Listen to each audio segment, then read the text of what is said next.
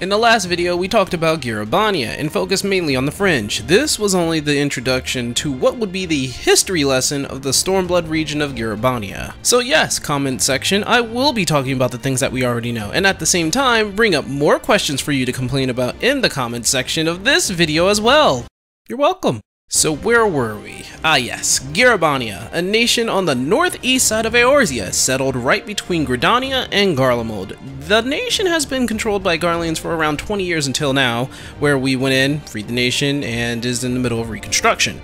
But as Ala Mhigo was saved, we have to know what led to the capture of Gyr Abania by the Garleans. In fact, what is the history of this side of the continent? Well, sit down because I'm about to be a regular historian up in this platform. Let us go back to before the city-state of Ala Mhigo. Let us go back so far that we reach the time before the Great Flood. The era is the 5th Astral Era, and the location is quite literally underground. We must venture to the drowned city of Scala to get at least an early look at what history was like in the past. So yeah, it didn't hold up well down here, but if I did, and I hope I got some real reliable friends to help me out to look over Scala and allow me to get some observational footage for this video. Hoping I did that and past me didn't fuck up.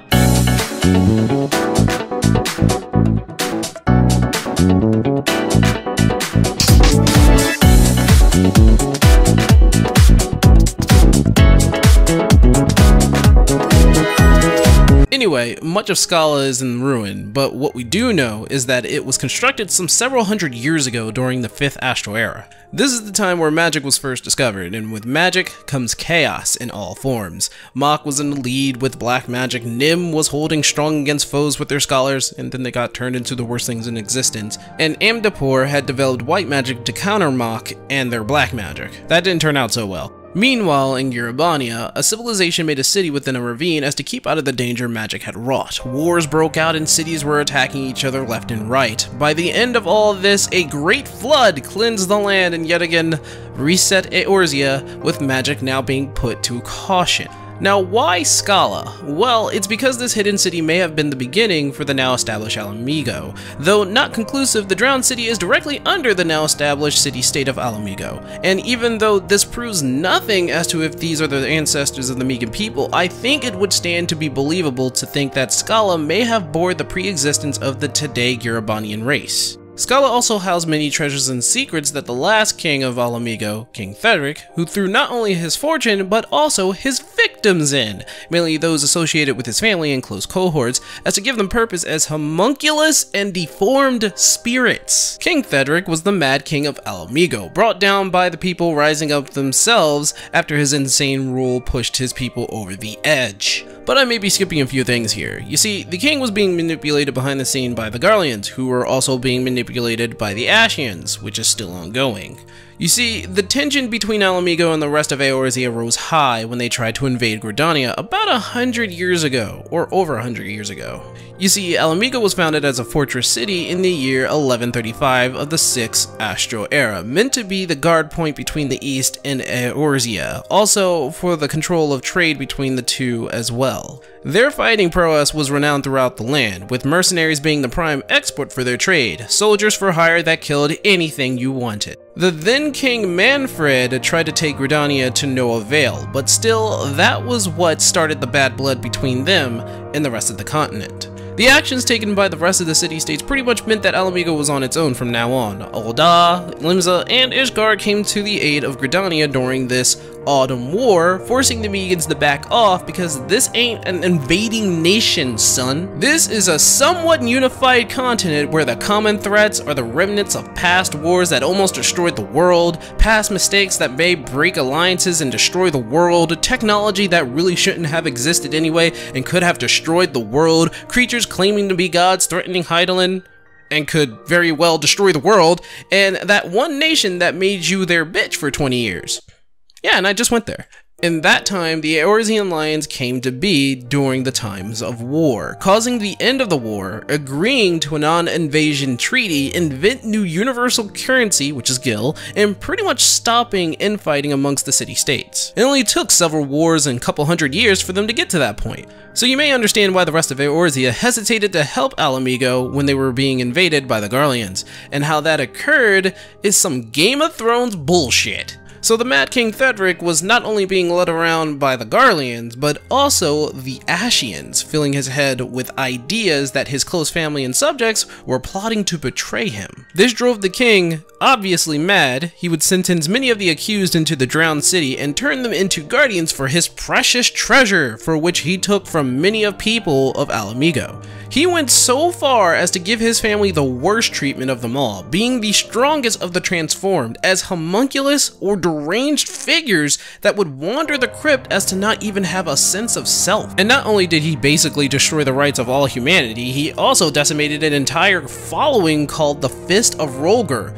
The monks were nearly wiped out. The king was, however, pushed back by his own people for his actions, but this in line allowed the Garleans to just swoop right in and take over, Gyr Abania being the means for the front-line assault on Eorzea, all done by Gaius von Balser. Yeah, you remember this guy?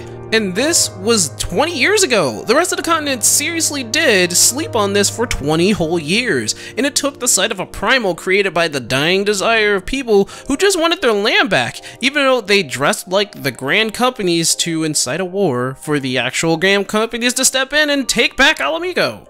Okay, first of all, yo, grand companies, why you be sleeping on this? The Garleans are literally knocking on the door to your front entrance, and you just sat there while thousands of people were in 20 years of turmoil because of a grudge? And don't tell me it wasn't a grudge. Ishgard isolated themselves while not asking for help. That's why they were in the state they were in. But the people of Gyr Abania literally pleaded with all of you to help them, and they get the cold shoulder? If that ain't a grudge, then what is? And don't tell me that they were too busy with their own problems, and that they didn't have enough people to send, being a 3 whole city-states. Well, whatever, the hero goes into Gyr Abania anyway and puts a stop to it in like a week. Not only Gyr Abania, but Othard as well! And Othard is a whole other can of worms. Anyway, when the Garleans came through, they literally took over everything, and I mean everything.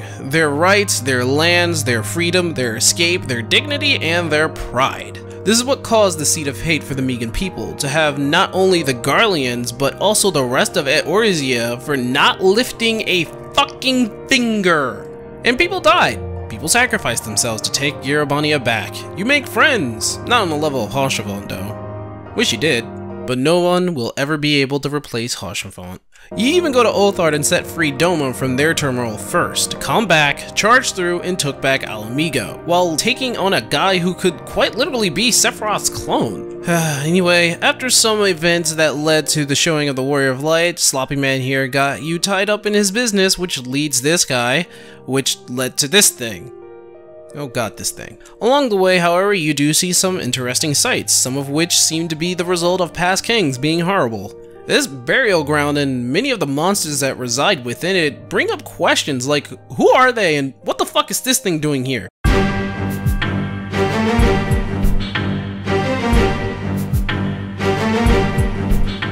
These lost souls may very well be the victims of the Mad King or something even more ancient. I for one can only speculate, but it's not too hard to believe. I mean, we're only hitting the surface with all of this. There's the many mysteries of the lock, its history, Scala, and just when was Ixion made and by who? The Garleans, I think. Why? Why did they make Ixion? We even have the peaks and the mini landmarks that make my lore buds water, and don't ask what lore buds are. You guys don't need to know that. You're nasty. Guys, there's so much to learn here. Like, this right here is a remnant of past red mages. This place attracts malevolent spirits due to an incredible story of vengeance. And this boat, oh, this boat, why don't they make content out of you? And what's more is this mysterious island dubbed EUREKA, the spiritual successor to my first major MMO, Final Fantasy XI. Not only do you grind everything to hell for levels, but you'll need to be here for days just to upgrade the gear you got after reaching a job to level 70. Yep, that means if you didn't save your antiquated gear, you're fucked! Or you could just go to this guy and buy it back. Speaking of, be ready for streams where EUREKA will be all that you see on screen, because they basically made this place for you to grind out your time until they put in Blitzball with Jackshot Mark IV as an extra weapon skill at career level Sin, and have Theta Escape open with this man waiting at the end. And now I want to thank the comment section for voicing their opinion. You guys always seem to leave some sort of message for me to see, whether it's due to something you guys wanted to add on to the video, or just outright correcting me. I don't know, I'm not really triggered by that or anything, but to all of you, thanks for watching the video, and I hope you enjoyed.